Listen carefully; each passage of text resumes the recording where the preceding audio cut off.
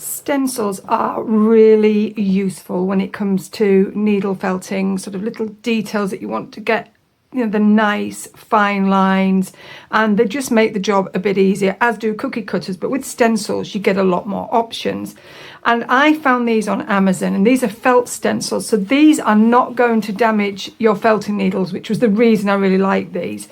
But the other reason I wanted to try the stencils was because I struggle with doing any writing freehand when I'm needle felting, as I'm sure many of you will. It's quite tricky. So I wanted to see if these stencils actually worked. And the other thing I wanted to do was to see how they felted on to a dryer ball, or a really firm felted ball that you've made, because these are really tricky to get the designs really smart and tidy and symmetrical. So I wanted to try those. So I have been experimenting, but I'm going to do one with you. Now, these stencils come in a pack of 7. They were £6.99 from Amazon, delivered by Amazon, so you don't have to wait for them. And they were such good value. So you've got 7 stencils here. This one's got all the letters on. It's got the I love you in the italics and then the plain letters. You've got the circles, you've got petals, and you've got love hearts. You've got love hearts here. We've got stars, clouds, poos, mushrooms. Imagine these as brooches as well. They would work so well as stencils for the base for a brooch, which you could then add detail to. So really, really, really good. You've got little cherries, you've got Christmas trees. So they cover every kind of season. You've got the clovers, the flowers, butterflies on this one, and the birds again, and the fish and a whale, which I've done. So I'll show you. I was quite pleased with how that came out. And on this one, we've got little cupcakes. We've got the sort of Christmas sweeties, the dog bones, the dog paws. And then on this one, we've got the Scotty dogs, which I did, and I'll show you that one as well. We've got the little rocking horses, squirrels, and the sort of Bambi type little deers that we've got here. And then the Christmas stockings. Now, what I would say is these are quite loose on the bigger pieces, where they've got this very thin piece of felt in, so they're perfectly fine to use, but you're just going to have to be careful as you go around them. And then once you've done it, you're going to have to sort of move things around and just tidy it up a little bit. But it's not an issue, but it's just something to beware of. So I think the first thing I'm going to start with is I'm going to do a heart on my bauble. I'll use a small bauble, so I'll use a smaller heart, maybe that one. And what you can do with these as well, if I get my more robust needle, you can push that through and actually just hold it in place so it doesn't slip, and then go with the traditional red. And I'm going to go for a flat look, not a built-up look. So that's the thing with these as well, is you can get a really nice flat finish.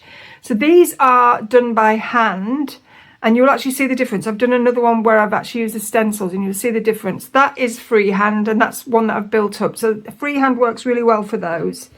But this also speeds up the process, and you make sure you get a really nice finish. So hold it nice and flat. Just shove that wool roughly in. I'm using a fine needle for the dryer balls because they're really firm. And one of the questions that I get asked is, what's the best needle to use on a dryer ball? Because I really struggle to get the wool to hold, and always use a finer needle. So I would go, this is a 40. And this is going in really nicely. And I know this is going to hold because I've tried it, but I still wanted to show you. And then just work around that edge. And because it's felt, you're not in any danger, really, of breaking your needle. It's just going to poke in the sides. But what you don't want to do is you don't want to have wool overlapping and then felting that into the actual stencil itself. Otherwise, you won't be able to remove it. But keep that nice and flat and just push that wool right into those edges, and then just work around. And be careful, because it's a 40 needle, you want to make sure that you're not bending it and wagging it. You could use a 38, but I just find that it's faster. And then I'm just going to make sure I've gone around all these edges, so I've kept that shape. And then I'm going to have this one really nice and flat, so I'm just going to really poke that in. And it may need a little bit of tidying up when we've done, but there we go. Just take that out, see how that's gone on. So you can see you've got a lovely shape there. Then all I'm going to do is just poke in there poking these edges a little bit, but there's not really a lot to be done on that. And now what I'm going to do is I'm going to do that again, but this time I'm going to use less wool. So let's just have a really thin layer of wool. Let's pop that in there. May not have enough, but let's see what the difference is. So push that down onto the dryer ball. And so if you can imagine, if you're doing Christmas, Easter, spring themes, obviously Valentine's, then these are an ideal way to get your shapes on quickly and neatly, and they're always going to be the same size.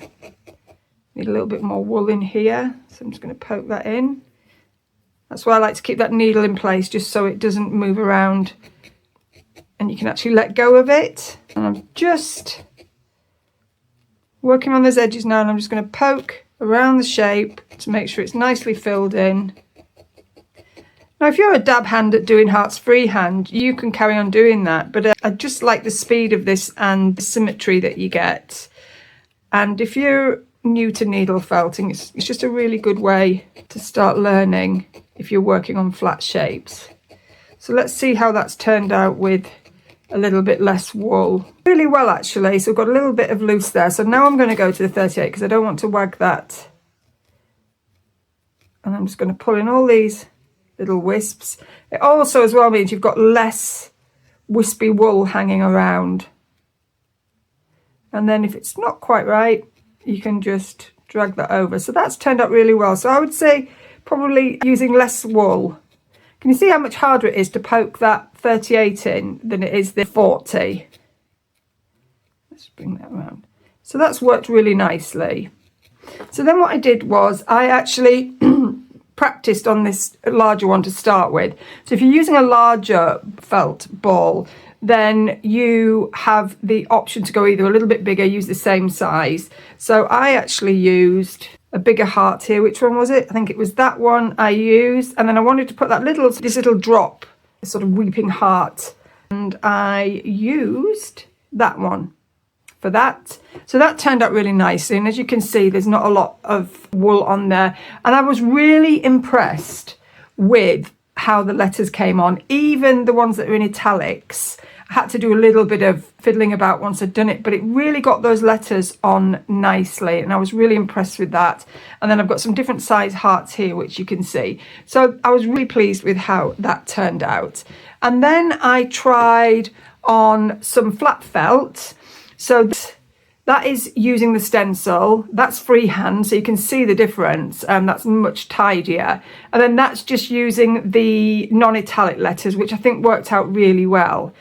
And then here we have a little whale, which I think is super cute. And the one I used for that is that one. So that stencil worked really nicely. So I just did a blue and then added some white and then just done the little water spout there. So I make some really gorgeous brooches. The same for the Scotty dog, which we have here, and that's the size I use. So from that you can really work that into a neater shape, and that's the base for a really beautiful brooch, because you would actually felt onto this piece of felt and leave that on because that gives it stability. And then I've just started a little flower here, so I just need, I think that's a full flower, which was this one here.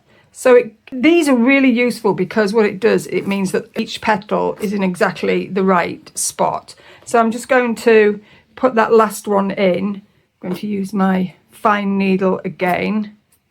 And then what I would suggest, if you're felting onto something flat, so say it's for a picture or a brooch, or make sure you've got a really good sturdy mat underneath, and add some extra foam on if you want. And then I've got this little piece here, and I'm just going to pop that underneath. So pop that on there like that, with that on, and then it just means that you're not losing that detail, because otherwise it gets pushed into the fabric. Where were we? Here. We just want to add that final colour in there. And I've noticed also that you have these full flowers as well, and they look pretty good as a stencil because like the detailing looks quite simple. And I'm definitely going to try those mushrooms. They look really good. But again, what you can do with this is you can just actually get that going in your fingers Don't want too much though. Again, I'm going for that flat felted look. You can build them up later if you want to, but if you build them up too much when you're actually doing the first felt, you can lose that shape. The thing is, you can easily rectify that once you've removed this stencil. So there we go, we've got the flower petals in place. Because I've used this, they're all nice and symmetrical, and that looks pretty good, but you can just pull those edges in. And then what you can do is you've got these little circles here, so push down quite firmly, get that wool in, keep working it. Might be a little bit much there, just going to pull that off. Press down quite firmly because you want to stay within that shape. You don't want it bleeding out underneath. And then when we take this off, we can neaten those edges.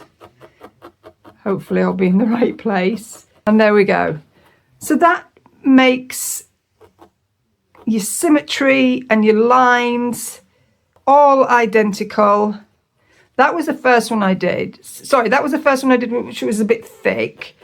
That was the second one I did, which was a bit thin, a bit like Goldilocks and the Three Bears. You'll find the one that works for you. So that was the flower. And again, that would be perfect on a dryer ball. Really would work very well. And then what I wanted to do is I wanted to try the mushroom, but I wanted to show you the difference here with those hearts. So on this heart hoop, these are all freehand, and then on this heart hoop, that's a freehand one because it's quite three-dimensional, and then these are all done with a stencil. So you can see they've got that, and if you're a perfectionist or you want everything the same size, then they work really nicely. But there's lots of different sizes of each. That's the other thing as well. And you even got little bird brooches here. But I think we'll go and try a mushroom. And I actually think with these that the simpler the shape, the easier it is to actually create. Put that under there. And this mushroom's a really simple shape. So I'm just going to take some white carded wool, and you could use wool tops for this, but I'm using white carded wool. Just bunch it up a little bit and then start working around those edges and keep filling in those details until everything's nice and flat. So you're just teasing that wool in, keeping that flat, again, so we maintain that nice shape. And again, these are brilliant for brooches, really sort of ideal. And if you're thinking about craft fairs, absolutely spot on. You can create a really simple base, but then make it a high-end product, and it reduces the time. You're not using much wool at all. So really you are charging for the quality of the end product. But if you want, as I say, if you're doing things for craft fairs or for gifts and you want everything the same, then these are perfect, and you're not breaking your needles. It just goes straight through. And then what I will do when I've removed this stencil is I will tidy it up, but I'm just going around the lines as much as I can. And if you wanted to as well, you could actually build up from here, so you could have a much thicker piece of felt as your final finish if you wanted to. But it gives you this lovely base ready for any decoration that you want to add.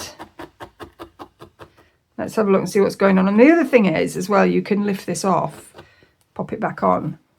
So we can see there we've got that lovely simple shape, and then all we need to do is just use our needle to refine that shape.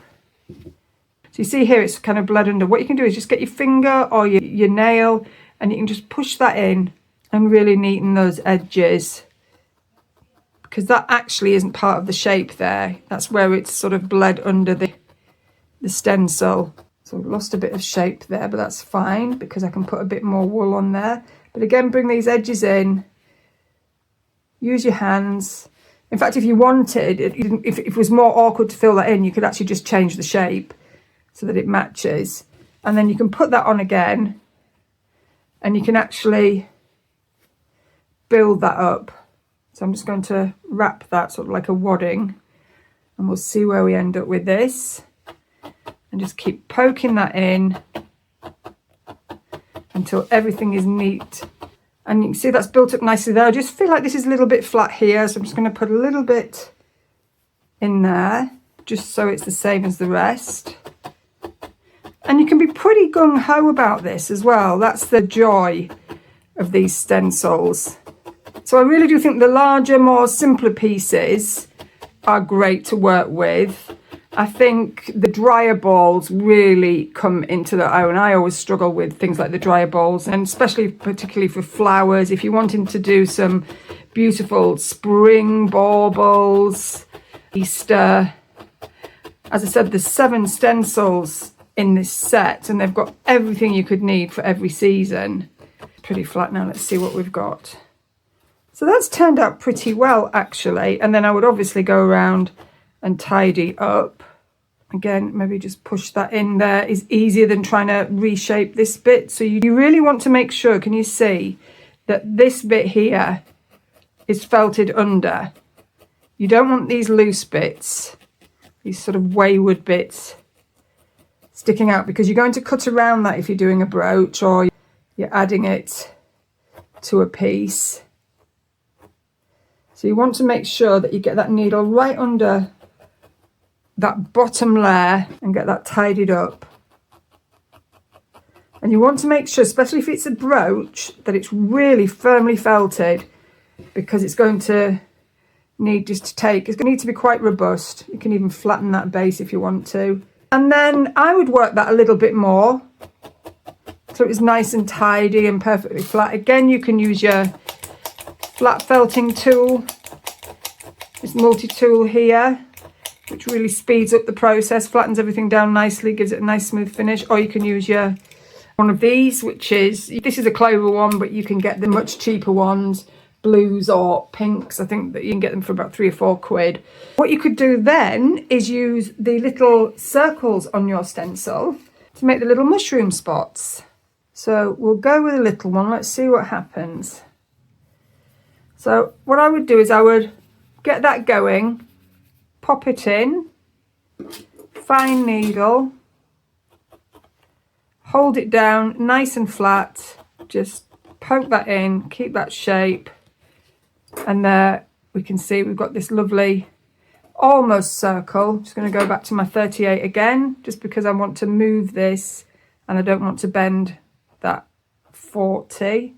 But you just go around, tidy that up, and then if you use that same size for all of them, you will end up with lots of lovely little shapes on the mushroom. Less wool definitely is better. So let's just do one more, maybe in the middle of here. Let's see what we end up with. There's a little bit less wool for this. Let's see if I can do it a little bit quicker. So you can actually get that a little bit smaller as well if you wanted.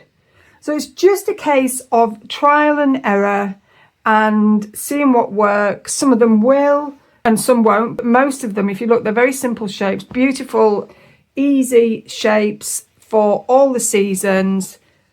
Perfect, I think, as well if you're a beginner and you want to just practice the feel of the wool, getting used to different shapes. But especially gifts for dryer balls, they are brilliant. And thinking of craft fair makes, things that are easy to make. They've got a really simple base, but then you can really upskill those bases, put all your details in, depending on the level that you're at. And they're absolutely beautiful. And those are the type of craft fair makes as well, where people will pick them up and think, well, I don't mind paying for that. You don't have to charge a fortune for these. And then you can have your bigger pieces. So you can have things like this or little puppy dogs. You know, I've got a cactus here. You can add all of those things in, the more complex things. But you've also got these little, you know, you can put these in a beautiful little basket on the front of your stall. Always make sure everything's priced as well, because if people have to ask for prices, they will just leave. They won't ask. People don't like to do that, especially in Britain. And there you go. So I think for £7, Those are absolutely brilliant value, and I think you will get an awful lot of use out of them. So there we go. I think they're brilliant value. I'll pop the link in the description for them on Amazon. I'm not getting paid for that. I just came across them, thought they were really useful. And you can have a go yourself. For £7, it's worth giving them a try and just see how you get on. So thanks so much, and I'll see you soon.